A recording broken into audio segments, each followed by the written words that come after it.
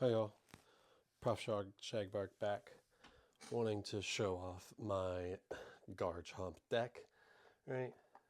He's an awesome Pokemon, flies faster than the speed of light, or sound, breaks the sound barrier, not light, sound, you know what I mean.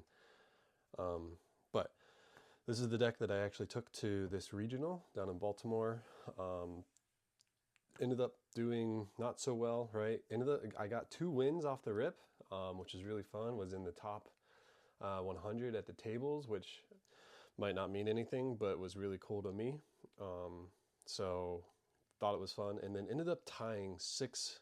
I played all my games because it was my first regional ever, but ended up tying 6 of my games because people didn't really know or understand how to play against Garchomp EX, right? Which is understandable. I don't see many of it, if any of it, running around at all. But I want to showcase it off to you, right? So to start, we have our Gibbles, right? I play 3 of them in my deck, okay? Just because there's some other Pokemon in this deck that also have a chance to shine. I play 1 Gabite in case I get item locked.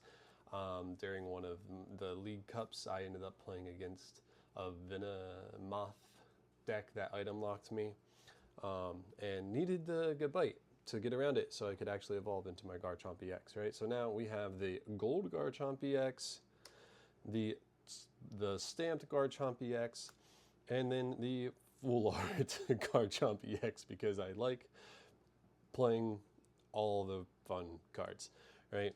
Now in this deck, there's also Okidogis, right? But before I get into that, let's talk about what Garchomp EX does, right? So his first attack for 1 fighting energy does 160 damage, which is crazy. And then you can attach up to 3 basic fighting energy cards from your discard pile to your bench Pokemon in any way you like, right?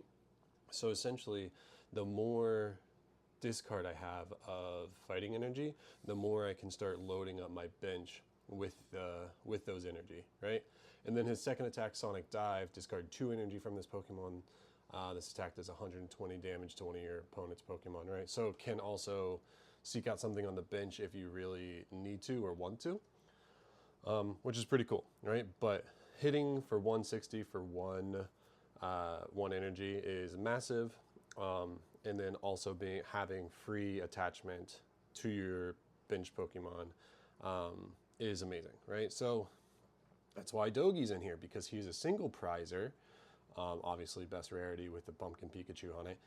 He's a single prizer, right? That does 70 damage for those 2, but if you have any darkness energy attached, it gets plus 100 HP, so 230 HP, and it does 100 more damage, so 170 damage for those 2 for the dark energy that's attached to it. And you'll see how I make that happen here in a bit with my energies, right? So we have the 2 Okidogis. We have Entei V, because I needed something to combat against any grass types like your Teal Mask Ogerpon EXs that are out there. I also need more draw support sometimes, right? So the Fleet-Footed allows me to draw that card. And Burning Rondo, I'm usually filling up my bench, and many other decks are also filling up their bench. So it is hitting for a good amount of damage against any Pokemon, right? Rotom V at the beginning, just need to instant charge, draw 3 cards so I can keep building my hand and finding what I need. Good. Manaphy, bench protection with the Wave Veil. As you can see, yellow border gonna be gone soon. Same with these V cards, gonna be gone in April. Radiant Greninja, so I can discard those energies, right? So I can put them back with my Garchomp. And then some more draw support with Bidoof and Bibarel, right? So those are the Pokemon. Now let's get into my people, right? We have Professor Turo's Scenario. Put one of your Pokemon into play into your hand and then discard all attached cards to that Pokemon, right? Essentially allows me to take my Rotom V out of play so it's not a 2 prize liability anymore. Or if one of my Garchomps has a lot of damage on it and I don't want them to take 2 prizes, boom, pick it up and put down my Gible again, right? So, good. Spice. Giovanni's Charisma. Put an energy card attached to your opponent's active Pokemon in their hand. If you do, attach an energy card from your hand to your active Pokemon. Essentially, this is in here for donks, right? Because with both Okidogi or Entei V, if I can get 2 energy on them like off the rip, then I can start swinging and attacking immediately, and hopefully, if it's with Dogi, that's either 70 or 170 damage, which would be phenomenal, right? Starting out swinging at 170 is huge. Cyllene, this is just so I can get cards that I may need back into my deck. You never know, it's possible.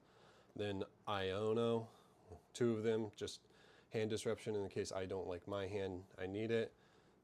2 bosses orders to go to call up what I want from them.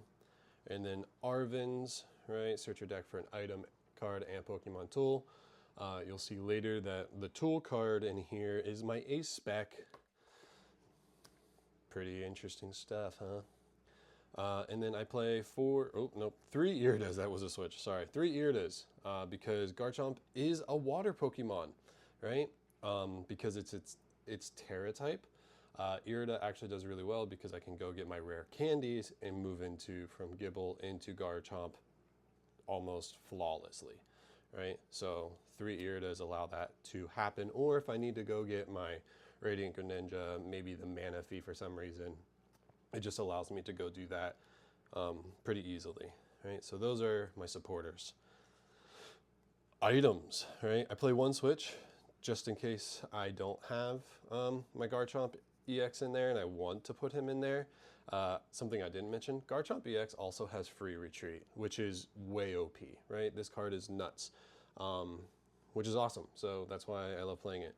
1 Pal Pad to get some of the supporters back, like my Arvens or my Ionos, maybe even the Professor Turos scenario, the Cyllene to try to get other cards back.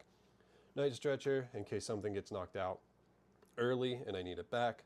Lost Vacuum to take care of either a stadium or a tool card that doesn't allow me to knock something out, right? Like a Bolt with the Ancient Booster Capsule on, or in a Guardy, whenever they put their tools on and load it past, right? I can load it past their HP. I can kind of take that off and then knock out something else that they put up, which is pretty cool. I play 2 Trekking Shoes to be able to get through my deck and see it. 2 Pokemon catchers to be able to try to call up if I don't have a boss what I want to knock out. 2 Nest Balls to go get my bigger guys like my Rotom, my Greninjas, my Doggies that are bigger than Buddy-Buddy searchable. 2 Earthen Vessels to go find my energies that I need. 3 Ultra Balls because I need to discard energy, right? So the more things I can get in my discard, the better. 3 Rare Candies to just get into those Garchomps in case I don't have the Gabites. I play 3 Buddy-Buddy Poffins because I have a decent amount that are searchable by that, right? My 3 Gibles, my Bidoof, my Manaphy. That way I can get those out quickly to set them all up. And there you see my maximum belt, right? This is my ace spec because 160 is a lot of damage, but whenever you're dealing with maybe like a Charizard EX and it's 330, 160 twice doesn't get there. So I need to hit a little bit more. So if I can do 50 extra damage to my Pokemon EX, this works really well, right? It allows me to just swing into those Pokemon and hit for 210, right? Which also takes out a Teal Mask Ogerpon and a couple other things. So ace spec good. 4 Sealstone, right? Throw that onto either my Entei, my Rotom V, use Star Alchemy to go get what I want or need. Artazon, this is essentially if I can't find my Nest Balls or Ultra Balls to pull out my Doggies if I need them, or my Manaphies if I can't find my setup stuff. So place, and then here they are, the Luminous Energy, right? This allows my Dogi, so I'll read it for you, right? As long as this card is attached to a Pokemon, it provides every type of energy, but only provides 1 energy at a time, right? If the Pokemon this card is attached to has any other special energy attached, it provides colorless energy instead, right? So attached to the Okidogi, it allows me to have a dark energy attached. and have a fighting energy attached to attack, right? So, good. And then I play 1, 2, 3, 4, 5, 6, all different types of basic fighting energy. So, this is my Garchomp EX deck. That is really fun. Whenever rotation happens, I'll obviously have to make some pivots, especially because like my Iridas go away, the Cyllene, the Trekking Shoes, my Bibarel, my Manaphy Greninja. It's going to need an overhaul. But for now, very fun deck. Thanks.